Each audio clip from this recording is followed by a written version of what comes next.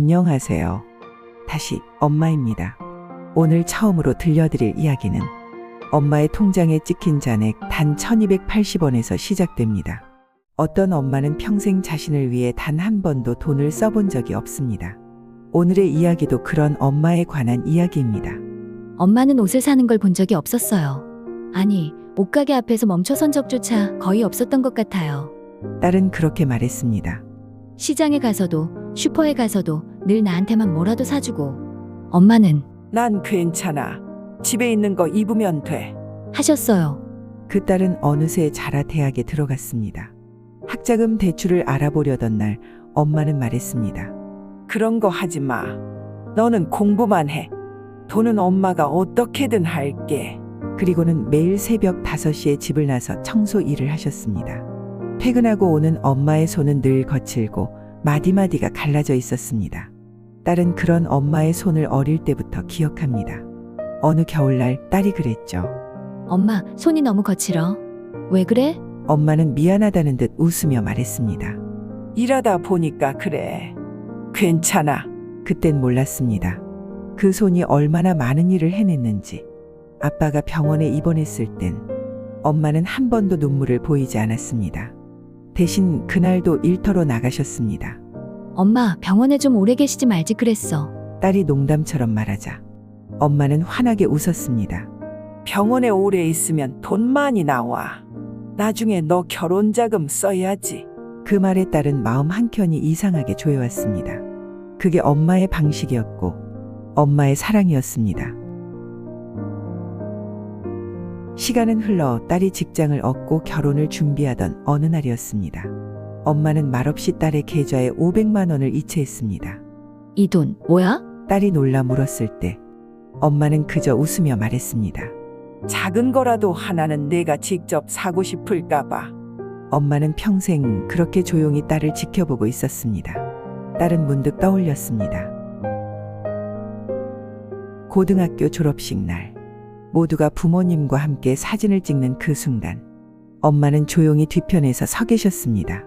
딸이 엄마, 이리 와서 같이 찍자. 고하자 엄마는 고개를 저으며 말했습니다. 괜찮아. 나는 너 사진 찍는 거 보는 게 더 좋아. 지금 생각하면 그건 나는 빠질게.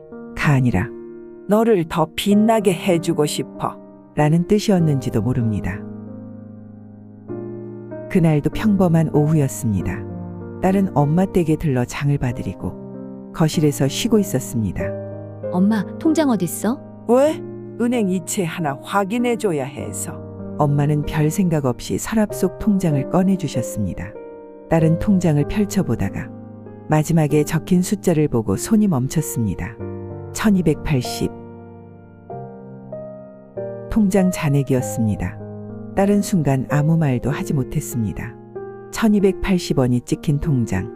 그 옆엔 한참 동안 입출금 기록이 없었습니다. 그 돈으로 뭘 할 수 있을까요? 딸은 아무 말 없이 그날 밤 엄마의 계좌에 조용히 돈을 입금했습니다.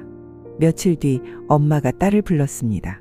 말없이 봉투 하나를 내밀었습니다. 그 안엔 손편지 한 장과 현금 몇 장이 들어있었습니다. 편지에는 이렇게 쓰여 있었습니다. 엄마는 이만큼이면 됐어. 너희 잘 살면 그게 내 노후야.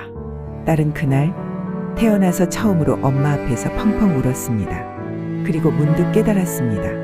엄마는 평생을 그렇게 살아왔다는 거를. 자신보다 가족이 먼저였고 돈보다 딸의 미소가 더 소중했던 사람이었다는 거예요. 딸은 이제 엄마가 되었습니다.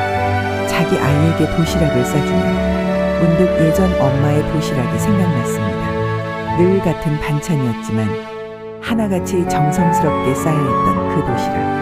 한 번은 김치가 살짝 쉬어서 투정을 부렸더니 엄마는 그날 밤 내내 김치를 씻고 양념을 다시 해서 담가주셨습니다. 그땐 그게 당연한 줄 알았습니다. 지금은 그게 사랑이었다는 거랍니다. 지금 이 영상을 보고 계신 당신에게 묻고 싶어요. 당신의 엄마 통장에는 지금 무엇이 찍혀 있나요? 숫자가 아니라 그 안에 담긴 마음을 오늘은 조용히 들여다봐 주세요. 그리고 꼭 말해주세요. 엄마 고마워요. 감사합니다.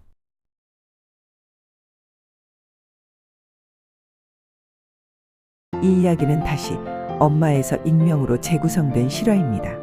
여러분의 이야기도 기다립니다. 엄마에게 못다한 이야기, 혹은 당신이 엄마가 되어 겪은 순간들을 들려주세요. 사연 접수 링크는 영상 설명란을 확인해 주세요. 다시 엄마. 이제 엄마의 인생이 다시 시작됩니다.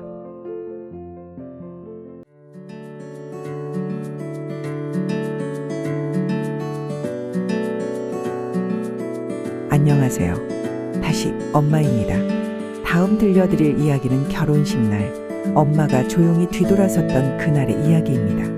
누구보다 축복받아야 할 자리에서 누구보다 조용했던 사람, 바로 엄마에 대한 이야기입니다.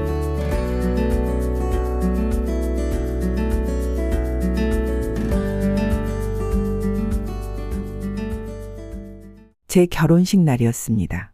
하객들로 북적이는 예식장, 밝은 조명, 음악, 축복. 사진작가들은 연신 셔터를 눌렀고 친구들은 드레스를 입은 저를 둘러싸고 환호했죠. 그런데 이상하게 엄마가 잘 보이지 않았습니다. 아침부터 아무 말 없이 제 옆에 앉아 있었던 엄마. 제가 드레스를 입고 거울 앞에 섰을 때 물었어요. 엄마,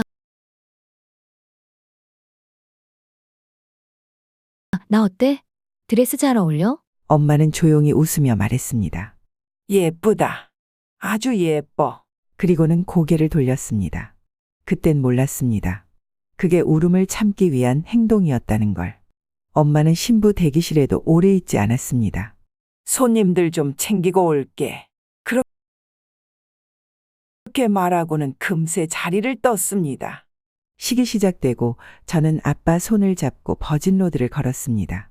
사람들은 박수를 쳤고 음악이 흐르며 예식이 진행됐지만 저는 자꾸 주변을 두리번거리게 됐습니다. 엄마가 보이지 않았습니다. 꽃을 던지고 사진을 찍는 순간에도 엄마의 모습은 어디에도 없었습니다.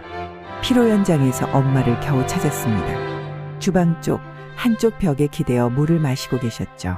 엄마, 여기서 뭐해? 엄마는 조용히 웃으며 말했습니다. 사람들 많아서 정신없더라. 괜찮아. 너만 잘 있으면 돼. 그리고는 제 머리카락을 한 번 쓸어 넘기더니 말없이 고개를 돌렸습니다. 엄마의 눈은 충혈되어 있었어요. 신혼여행을 떠나기 전 짐을 챙기러 잠시 집에 들렀습니다. 거실 탁자 위에 작은 봉투가 놓여 있었습니다. 그 안에는 손편지 한 장과 수건 하나가 접혀 있었습니다. 우리 딸 결혼 축하해. 사실 엄마는 오늘 하루 종일 눈물이 날까봐 어디에도 오래 있지 못했단다. 처음 내가 걸었을 때, 유치원에 갔을 때, 입학식 때마다 늘 생각했단다. 언제 이렇게 컸지? 하고. 그런데 오늘은 정말 내가 내 손을 놓고 멀리 가는 것 같아. 참 많이 울고 싶었어. 그래도 울면 안 될 것 같아서 사진에도 안 나오려고 숨어 있었단다. 엄마는 늘 뒤에서 널 지켜봤어. 그리고 널 누구보다 많이 사랑해. 그날 밤 저는 그 수건을 꼭 쥔 채 어린아이처럼 엉엉 울었습니다. 엄마는 언제나 그런 사람이었습니다. 앞에 나서는 대신 뒤에서 받쳐주는 사람. 자신을 드러내기보다 묵묵히 뒤에 서 있는 사람. 결혼식 사진첩엔 엄마가 거의 없습니다. 영상 속에도 엄마는 흐릿합니다. 하지만 저는 압니다. 그 누구보다 뜨겁게 조용히 축복했던 사람이 엄마였다는 걸요. 며칠 뒤 신혼집 정리를 하다 이불 밑에서 또 다른 봉투 하나를 발견했습니다. 혹시 모를 때 써. 라는 메모가 붙어 있었습니다. 안에는 신권 20만 원과 작은 약봉투 그리고 파스 한 장이 들어 있었습니다. 엄마는 그런 사람이었습니다. 말하지 않아도 챙기고 드러내지 않아도 사랑을 표현하는 사람. 이제는 제가 엄마가 되었습니다. 아이가 처음 어린이집에 가던 날 문을 닫고 돌아서는 그 순간 저도 모르게 울컥했습니다. 창밖으로 손을 흔드는 아이를 보며 돌아서는 그 느낌. 그때 알았어요. 그날 엄마가 왜 그렇게 조용히 뒤돌아섰는지를요. 여러분, 오늘은 그날의 엄마를 기억해 주세요. 가장 기쁜 날, 조용히 뒤돌아섰던 그 따뜻한 사람을요. 감사합니다. 이 이야기는 다시 엄마에서 익명으로 재구성된 실화입니다. 여러분의 이야기도 기다립니다. 엄마에게 못다한 이야기, 혹은 당신이 엄마가 되어 겪은 순간들을 들려주세요. 사연 접수 링크는 영상 설명란을 확인해 주세요. 다시 엄마. 이제 엄마의 인생이 다시 시작됩니다. 안녕하세요. 다시 엄마입니다. 오늘은 겨울의 한복판 병원이라는 낯선 공간에서 홀로 시간을 견디던 엄마의 이야기입니다. 언제부터였을까요?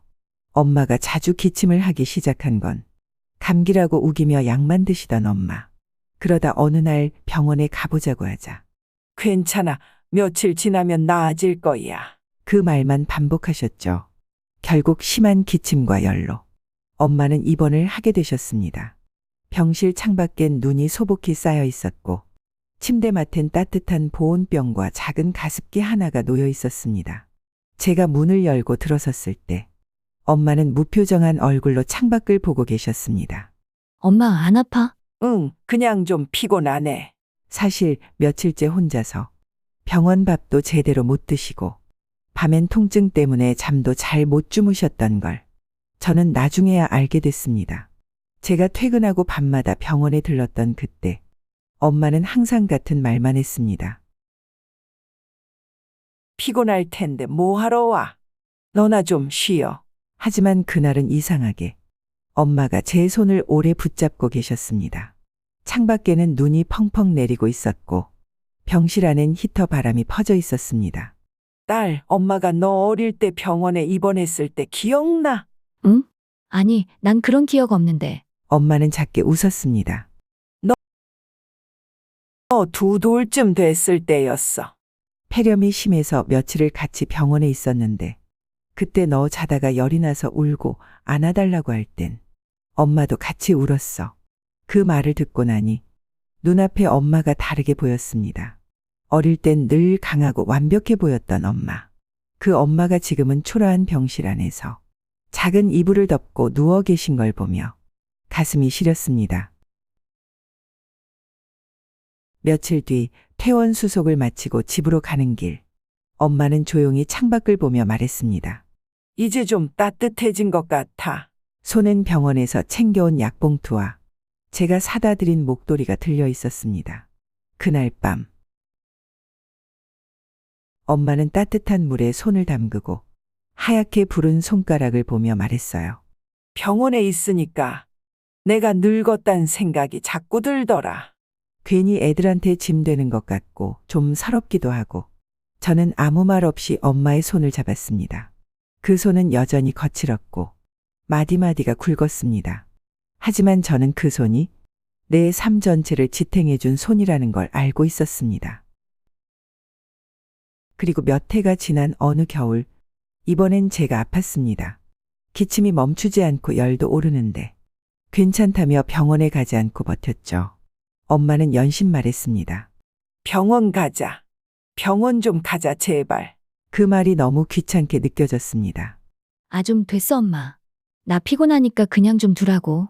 화를 내고 나서 며칠 뒤 기운이 너무 없어 결국 병원에 갔더니 의사 선생님은 말했습니다. 폐렴이 심하네요. 바로 입원하셔야겠어요. 병원 침대에 누워 있으니 엄마가 보였습니다. 병실의 고요함, 밤의 적막, 낯선 냄새, 그리고 따뜻한 물수건을 들고 들어오던 엄마. 눈물이 났습니다. 내가 엄마에게 얼마나 많은 걱정을 안겨드렸는지, 그리고 내가 엄마에게 얼마나 무심했는지를요. 그제야 알았습니다. 엄마가 왜 그렇게 병원에 가자고 했는지, 왜 혼자 아픈 걸 말하지 않으려 했는지. 엄마는 그 이후로도 가끔 병원 진료를 받으시지만 그 겨울 이후론 건강을 많이 챙기시려 애쓰십니다. 저도 그날 이후로 엄마가 보내는 짧은 메시지 하나하나를 더는 그냥 지나치지 않게 되었습니다. 감기 기운이 좀 있어.